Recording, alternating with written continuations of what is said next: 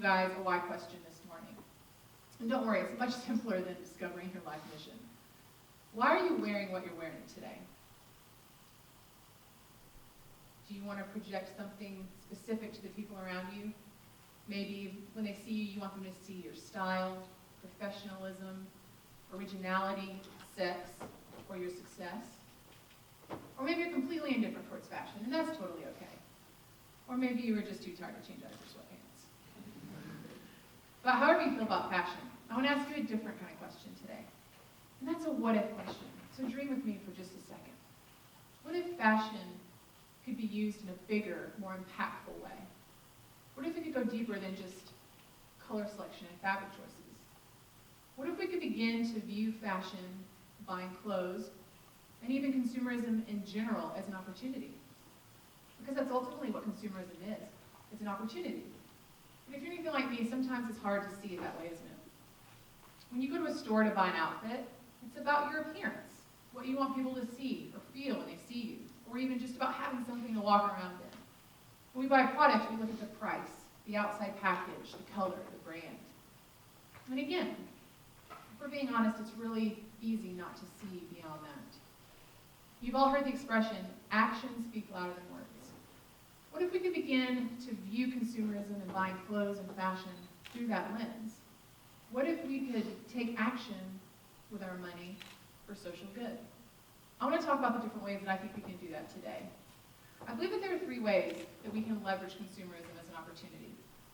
We can be generous, we can empower others, and we can initiate change. Now, the first way we can leverage consumerism is to be generous. We all understand the importance of generosity, to see a need and to meet it. Anything from your friend losing their job and not having gas money, so you help them out by buying them a tank of gas, to a child in a third world country in need of sponsorship so that they can eat or get an education. Generosity is important, but it tends to be more reactionary. And if we only give when our heartstrings are pulled, it's simply not enough. I believe that we have to learn to become more intentional. And that is where the second way that we can leverage consumerism comes into play. We can use it to empower others. Now, this is where I believe our culture is currently and slowly moving into. And now there's a shift, and we're beginning to understand that we can use our skills and our gifts to impact people. We can run a profitable business and still impact people's lives locally and globally. And there are so many great examples of this. But I want to look at the pizza place in Philadelphia making headlines lately with its Pay It Forward pizza program, Rose's. Their customers can come in while buying their lunch or dinner, buy an additional slice of pizza for $1, write on a Post-it note, put it up on the wall, and then later a homeless person in need of a meal can come in, take down a Post-it note, and trade it in for a slice of pizza. That's brilliant. It's simple. These guys are making headlines not by being super generous themselves or by being a nonprofit, but by using something that they had already built to impact the community around them. They're thinking outside of the box. Now I want to talk more specifically about empowering the people who need second chances, those people on the margins, people like Dawn. Because reality is Dawn's story is just one of thousands in this country. There are so many people in need of a second chance, for someone to believe in them and give them an opportunity to get back on their feet. And there's something that I want to address today, something that I just don't want to glance over because I think we really need to acknowledge it. And that's more than just Dawn's life was changed and impacted by the community and colors and customers and colors. Her 2 daughters' lives will never be the same. The trajectory of their life has hopefully been changed forever. They're no longer in foster care. They're watching their mom overcome her obstacles and her struggles and work hard every day to provide for them. She's working on becoming someone healthy they can look up to and a role model for those girls.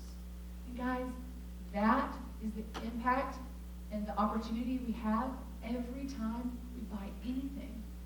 Imagine the long-term impact there. And there's so many companies giving us this opportunity. Companies that hire ex-cons, ex-drug addicts, women rescued from trafficking, and homeless men and women. We've got to find these companies and give them our business because they are changing lives in the course of future generations. Now I want to talk about the third way that we can leverage consumerism, and that's to initiate change. This is where I believe the fashion industry needs to go next. And we've seen this play out in the food industry. There have been incredible shifts and changes in the food industry regarding the non-GMO and organic movement. Obviously, I'm not here to talk about that specifically. I mean, I'm the first in line at Dairy Queen. But no one can deny the impact that it has caused. Companies are rebranding and making changes to cater to the customers that they lost over this current health trend. Even McDonald's is working hard to shake their unhealthy image. I mean, who would have thought that would ever happen? Simple truth, companies follow money. What if we demanded that kind of change in the fashion industry? What if we demanded that companies provide fair wages and safe working conditions for their employees? Or we only bought from brands where we knew exactly where their clothing was made and who it was made by. Now, I believe this idea of creating change and initiating change is going to be a two-step process. I believe it's going to require a reprogramming of our minds and the way we view consumerism, and just the simple acknowledgement that change is necessary. So, I want to challenge us today, because this idea of reprogramming our minds and reprogramming how we view consumerism is going to be very difficult. Because I don't know about you guys, but I've spent my entire life looking for the good deal, the biggest sale, getting the most for my money, and stretching every dollar that I can. And so right now what I'm attempting to do is when I go to the store, kind of reprogram myself from wanting to buy 5 of the $5 tank tops in a chain store to one $25 tank top that I can tell you exactly where it was made and by whom. I'm learning and training myself to value sustainability and craftsmanship over low price and quantity. And it's going to take time, but breaking a lifetime habit can't happen overnight, unfortunately. Now the second part of this process will just require some knowledge and truth. Because I believe that it is never until our eyes are open to an injustice that we acknowledge that change is necessary. The reality is our obsession with consumerism has a cost. We want it faster, cheaper, and with higher profit margins. And we never stop to consider that someone somewhere has to make up that difference. I have some friends that have come out with a documentary called The True Cost. You can find out more about it at truecostmovie.com. It's coming out next month. It's going to explore the part of fashion and the fashion industry that we never stop to consider. Out of sight, out of mind. It's going to explore the impact of fashion on people on our planet. And I think it's going to go a long way to opening our eyes to the current injustices in the fashion industry and the immense need for change. Now, I want to take a second and just be brutally honest with you guys. 100% authenticity here. So, as I mentioned, I'm really working on this idea of buying ethically in my own wardrobe. And you should know that accessories are by far the easiest to find. Scarves, jewelry, bags. Shirts aren't as difficult either. You can find a lot of organically made, fair traded shirts in stores and online. But pants. I can tell you, in all honesty, that I do not own a pair of pants, but I can stand up here in front of you and tell you we're ethically made, which is sad, I know. And I also knew that if I was going to stand up in front of you guys and talk to you about this, I had to at least attempt to be legit. So I set out a couple weeks ago on my journey to find an ethically made or fair traded pair of jeans. Let me tell you, it was so difficult. I hit a huge wall, like Great Wall of China, if you know what I'm saying, wall. Turns out there's only a handful of companies that even promised that their jeans were ethically made or fair traded. And of those, 3/4 of them were in the UK and had to be bought online. And I'm a girl and I like to try on my pants.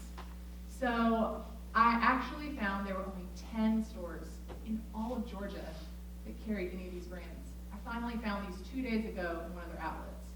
This is a problem. You guys, it should not be this hard to buy ethically made clothes. We've got to create the demand for these products. We have incredible power as consumers, and we have a voice, and it's time we use it for good. And if we do, and if we create the demand for ethically made clothes, I believe companies will follow. I know, as history has shown us, they'll follow the money. Now, in closing, while we do tend to be a culture that values the cheap and easy, I believe and I know we're on the verge of a shift. A shift where we are looking at the faces behind the products. Our tagline at Colors is freedom in fashion. A friend once asked me what that meant. I told him that for me, it meant celebrating the underdog, their faces, and their stories, and valuing them above labels, sales tags, or profit margins. I can tell you guys in all sincerity that as a business owner, her face will always mean more to me than Color's profit margins last quarter. And as a consumer and a customer, her face will always mean more to me than the money I use to buy these shoes. And if we can really embrace this concept, and we can really begin to value the faces and the stories behind the products and clothes that we buy, I believe that we will seriously revolutionize the fashion industry.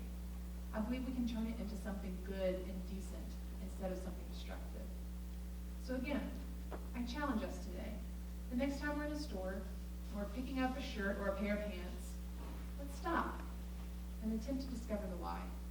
Let's ask ourselves, why am I buying this? Because just by asking that one question, I believe that we will change and reprogram our culture to value people over profit.